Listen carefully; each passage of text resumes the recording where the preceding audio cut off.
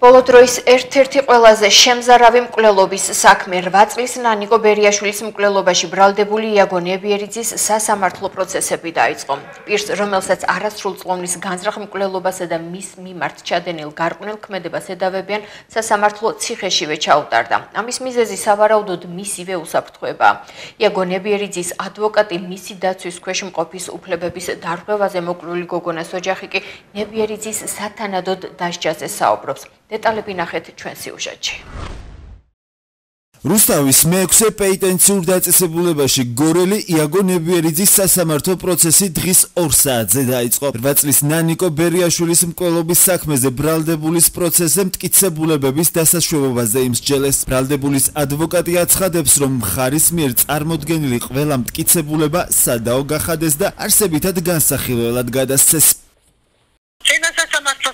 იყო აქ ძირითადად დასაშვებობასთან დაკავშირებით მტკიცებულებების ყველა მტკიცებულება სადაოდ გავხადეთ და გადაეცა არსებითად განსახილველად. სხვა არაფერი დღეს არ გავხილე. მე წერილი მაქვს დაწერილი, რომ არ უნდა გავამჟღავნო ინფორმაცია და ამ დროს მეორე მხარე ასაჯაროებს, ხო? გასვლასაც და ყველაფერს. აი მაგრამ ხრივ საუბრობ არასათანადო პირობებთან დაკავშირებით. დღეს გამართულ სასამართლოს ხდომას გამოეხმაურა ბერიაშვილების უფლებადამცველი გიორგი გელხაური იმედოვნებს, რომ მართლმსაჯულება შედგება და სიმართლე იზეიმებს. მისი განცხადებით არსებობს მაღალი ალბათობა იმისა, რომ მტკიცებულებების საფუძველზე ბრალდებულის მიმართ ერთადერთი გამამტყუნებელი განაჩენი დადგეს. წინა სასამართლოს ხდომა, როგორც შეფიცნობილია, წინა სასამართლოს ხდომა უნდა ყოფილიყო, სადაც მოხდებოდა შუამდგომლობების განხილვა, მტკიცებულებების დასაშვებობის საუბარი. პროცესს ესწრებიან მხარეები არიან ბრალდება და დაცვა.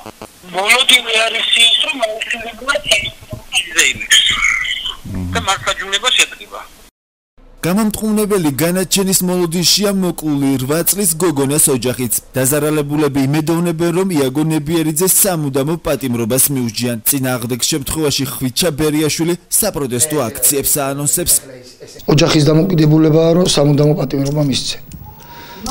თუ სამუდამო პატიმრობა არ მისცეს, значит, ყველაფერი შეიცვლება 99 გრადუსით მთელი საქართველოს ფეხზე დამედგება.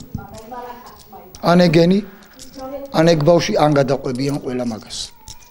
მეტი ერაფერი. ჯერჯერობით მიდის ისე როგორც უნდა წავიდეს, მაგრამ რას მალავენ, მე ჯერ მაგას ვერ ვიგებ.